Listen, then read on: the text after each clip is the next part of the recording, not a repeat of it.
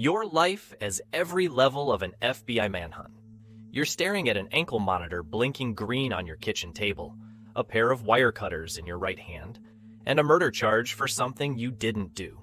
In 8 minutes, every federal agent in the state will know you've run. But to understand how you got here, we need to go back to the beginning. Level 1, Person of Interest. It starts with a knock. Not a raid, not sirens, just 2 detectives at your front door at 7 in the morning, asking if you have a minute to talk. They're polite, professional. They mention a name you recognize and a date you remember and a location you were near. They're not accusing you of anything. They just want to clarify a few things. You invite them in because innocent people invite detectives in. That's your first mistake. The conversation lasts 40 minutes. They ask about your relationship with the victim, where you were that night, whether anyone can verify your timeline. You answer everything honestly because you have nothing to hide. They take notes. They thank you for your time. They leave. You go to work. You eat lunch. You come home. Everything feels normal except for a vibration in the back of your skull that won't stop. Something about the way the second detective looked at you when you described your evening. Not suspicion exactly. Interest. The kind of look a fisherman gives a spot on the water where something just moved beneath the surface.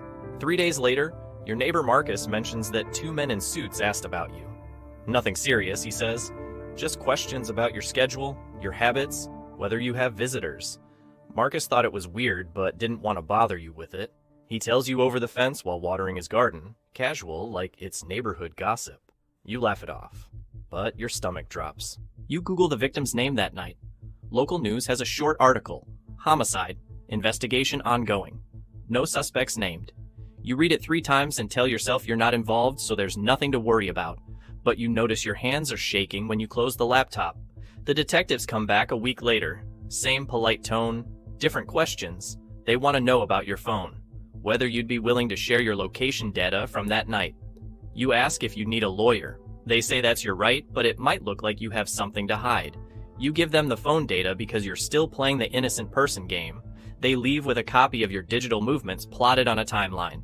2 days after that, you find out you've been placed on administrative leave from work.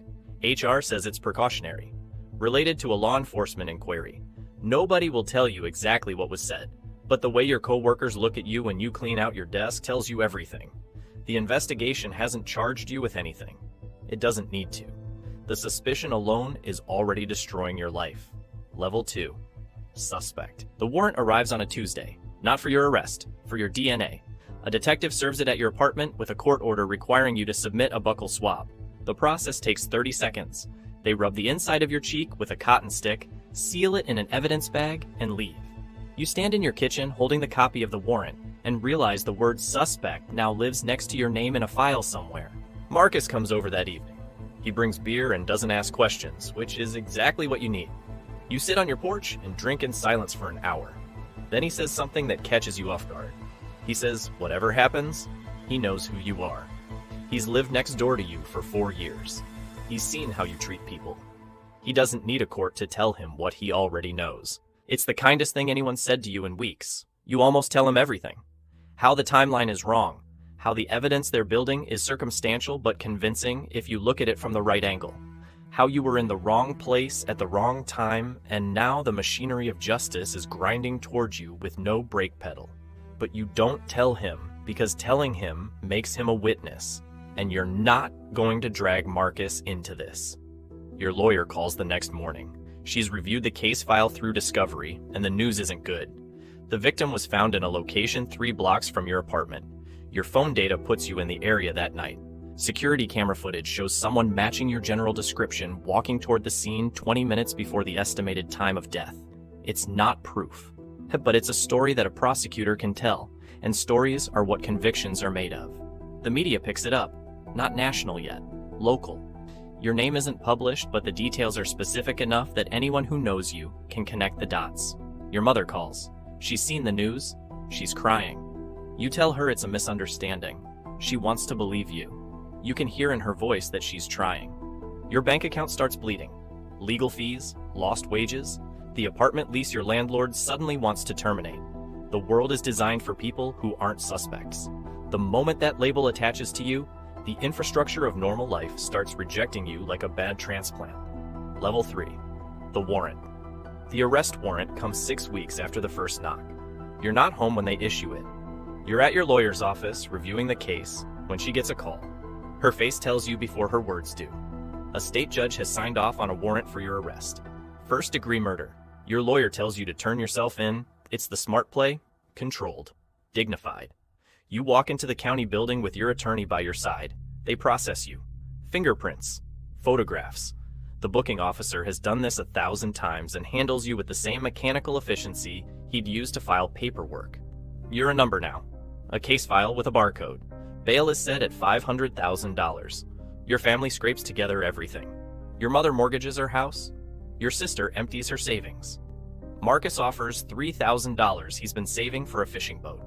You tell him absolutely not. He puts the envelope on your lawyer's desk and walks out without arguing. You make bail. You go home. The ankle monitor is heavy and ugly and beeps when you get too close to the property line. Your world has shrunk to the dimensions of your apartment and the radius the court allows. You're technically free, but freedom with a monitor and a murder charge is just prison with better furniture. The trial is set for 4 months from now. Your lawyer works the case hard. She finds inconsistencies in the timeline. The security footage is grainy, and the match to your description is generic. The DNA hasn't come back yet. She thinks there's a real chance at acquittal if the prosecution can't produce physical evidence tying you directly to the scene. But then, the DNA comes back, and it's a match, not to the victim, to a hair found at the scene. Your hair, in a location you've never been inside. Your lawyer goes quiet for a long time when she reads the report. She asks if there's anything you haven't told her. You tell her the truth. You've never been in that building. You don't know how your hair got there. She believes you. But she also knows that juries don't acquit people whose DNA is at the murder scene, no matter how good the closing argument is. Level 4. The run. You're not a runner. You've never broken a law more serious than a speeding ticket. You've never even thought about fleeing. But sitting in your apartment at 3 in the morning, ankle monitor blinking green, staring at a case file that reads like a conviction waiting to happen, something fundamental breaks inside you. The system that's supposed to find the truth is building a lie, and you're going to spend the rest of your life in prison for something you didn't do. You cut the monitor at 4:17 a.m. You have approximately 8 minutes before the signal loss triggers an alert, 12 minutes before a patrol car is dispatched to your address, maybe 20 before the U.S. Marshals are notified. You drive south, not because you have a plan, because south is a direction and sitting still means surrender. Your phone is off and in a dumpster 3 blocks from your apartment. You're using cash you withdrew over the past week in small increments. $400. It's nothing. It's everything. By dawn, the marshals have your name. By noon, your face is on every law enforcement database in the country. The Fugitive Task Force assigns your case to a team that does this for a living. 297 fugitives a day. Every day. You're not special to them. Your Tuesday's workload. You ditch the car at a bus station in Virginia. You buy a ticket with cash to a city you've never visited. On the bus, you sit in the back and don't make eye contact with anyone. Every person who glances at you becomes a potential threat. Every police car in the opposite lane sends your heart into overdrive. You're learning what fugitives learn fast. The world is made of cameras, databases, and people who watch the news. Marcus finds out you ran when the marshals knock on his door. They ask when he last saw you, what you talked about, whether he knows where you might go. Marcus tells them the truth. He doesn't know. They search his house anyway. They find nothing because there's nothing to find. But they keep his name in the file because associates of fugitives are leverage, and leverage is how manhunts end. Level 5. The Hunt. The U.S. Marshals. Fugitive Task Force is not what you imagined. There's no dramatic war room with your photo on a wall. It's methodical, clinical. They start with your digital footprint. Every credit card transaction. Every phone call from the last year. Every email, text, and social media interaction. They build a map of your life and look for patterns that predict where you'll go when you're desperate. They talk to everyone. Your barber, your coworker, your ex-girlfriend from 6 years ago. They visit your mother twice. She tells them nothing because she has nothing to tell. They visit Marcus 3 times. Each visit is longer than the last. They know he's your closest friend. They know about the $3,000. They ask if he helped you run. He says no. They don't believe him, but they can't prove otherwise. On the third visit, they tell him they're considering charges. Aiding and abetting a fugitive. Obstruction of justice. They lay it out on his kitchen table like it's already decided. Marcus looks at them and says he doesn't know where you are, which is the truth, and that he wouldn't tell them if he did, which is also the truth. They leave the paperwork on his table as a reminder. Week 2, your face appears on the news. National this time. The mugshot from your booking. You're watching it on a television in a motel lobby in Tennessee. The anchor describes you as armed and dangerous, which is a lie. You don't own a gun. You've never owned a gun. But armed and dangerous justifies a different level of response. It means the people looking for you have been told to expect violence. You change your appearance, buzz your hair, grow stubble that makes you look 10 years older. You buy clothes from thrift stores that don't match anything you've ever worn. You learn to walk differently, slower, shoulders forward instead of back. Small changes that break the pattern recognition people use unconsciously. You survive on day labor, cash jobs at farms, warehouses, construction sites that don't check ID. You eat gas station food and sleep in places that take cash. The money runs out constantly. $400 becomes $200, becomes $50, becomes panic. Week 6, you're in a small town in Mississippi, working at a feed store for a man who doesn't ask questions and pays $30 a day. You rent a room above a garage from an old woman who thinks your name is James. You've been running for 42 days. Every morning you check the news to see if they've caught the real killer. Every morning, nothing. The marshals haven't stopped. They've escalated. Your case has been flagged for the regional task force. They're running financial traces on everyone you've ever known. They've pulled your mother's phone records. They've put a surveillance team on Marcus because the algorithm says close male friends are the most likely point of contact for male fugitives. Marcus knows he's being watched. He mentions it to nobody because Marcus understands what's happening. He goes to work. He waters his garden. He lives his life with the quiet discipline of a man who knows that his normal routine is the best thing he can do for his friend right now. The threat of charges hangs over him like weather he can't control. His lawyer tells him to cut all ties. Marcus fires his lawyer. Level 6. The end. Day 73. You're sitting in a diner in a town whose name you've already forgotten, eating scrambled eggs with coffee when you see your face on the television above the counter. But it's not the Manhunt story. It's a breaking news alert. A man has been arrested in connection with the murder you're accused of. DNA evidence from a secondary analysis matched another individual, a man with a prior record who lived in the same building where the victim was found. Your hair at the scene, a strand from a shared laundry room, picked up on the real killer's jacket, carried into the victim's apartment like a ghost, following someone else's crime, a comb left on a folding table, a strand on a dryer door, the most ordinary thing in the world, turned into the evidence that almost buried you. You set your fork down. The eggs go cold. The waitress asks if you want more coffee. You don't answer because you can't speak. The words on the screen say what you've known for 73 days. You didn't do it. Someone else did. And now they've caught him. But here's what the screen doesn't say. You're still a fugitive. You cut an ankle monitor. You fled jurisdiction. You've been living under a false name for 2.5 months. The original murder charge may be dropped, but the flight charges won't be. Running from justice is its own crime, even if the justice you ran from was wrong. You call your lawyer from a payphone. She already knows. She's been trying to reach you for 3 hours. She says, come back, turn yourself in. The murder charge is dead. The flight charges are manageable. She can argue duress, wrongful prosecution, extenuating circumstances. She thinks you'll get 2 years maximum, probably less with time served. You call Marcus. First time you've contacted anyone from your old life in 73 days. He picks up on the first ring like he's been waiting. He doesn't say hello, he just says your name. Your real name.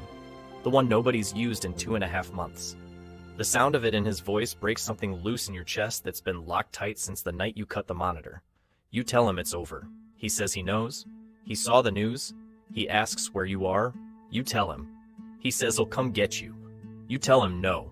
You need to do this part yourself. He goes quiet. Then he says something you'll remember for the rest of your life. He says he never doubted you. Not once. Not when the detectives asked. Not when the marshals searched his house. Not when they threatened him with charges. Not when the news called you armed and dangerous. He says he knew because he knows you, and knowing someone is worth more than whatever story the evidence tells. You hang up, you drive north, toward home, toward the system that failed you and the consequences of running from it. The highway stretches out flat and endless in both directions. You're not running anymore. You're heading towards something instead of away from it. The marshals are waiting at the county building. They process you again. Same fingerprints, same photographs, different charges. Your lawyer is there. Your mother is there. Marcus is there, sitting in the lobby with the same quiet patience he had the night he brought beer to your porch and didn't ask questions. The flight charges take 11 months to resolve. You plead guilty to failure to appear and interstate flight. The judge considers the circumstances, wrongful accusation, planted evidence, a system that failed at every level before you failed it back. He sentences you to 14 months. Time served counts. You'll be out in 3. It's not justice. Justice would mean none of this ever happened. Justice would mean getting back the job, the apartment, the year of your life that the manhunt consumed.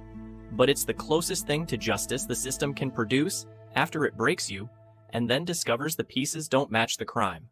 Marcus visits every 2 weeks. He brings nothing, says nothing important, just sits across from you and talks about his garden, the tomatoes, the fence that needs fixing, normal things from a normal life that's waiting for you on the other side of this. He doesn't mention the 3 months the marshal spent treating him like a criminal, the lawyer fees he's still paying off, the nights they parked outside his house with the headlights on. He gave 3 months of his life to your innocence, and he'd never call it sacrifice because Marcus doesn't think in that language. But you do. And the guilt of what your run cost him sits heavier than anything the state ever put on your shoulders. You get out on a Wednesday. Marcus picks you up. He drives you home. Your apartment is gone, but his spare room isn't. You sleep in a real bed for the first time in months. Through the wall, you can hear Marcus watching television. The sound of someone else existing nearby is the most comforting thing you felt since the first knock on your door. The next morning, Marcus is watering his garden when you come outside. He hands you the hose without looking up. You water plants in silence because silence between friends isn't empty. It's full of everything that doesn't need to be said. You're free. Actually free. No monitor, no charges, no case file with your name on it. Just a man standing in a garden next to the only person who never stopped believing him. A man who lost his job, his apartment, a year of his life, and 3 months of his best friend's peace to a system that was wrong from the first knock. That should be enough. Most days, it almost is.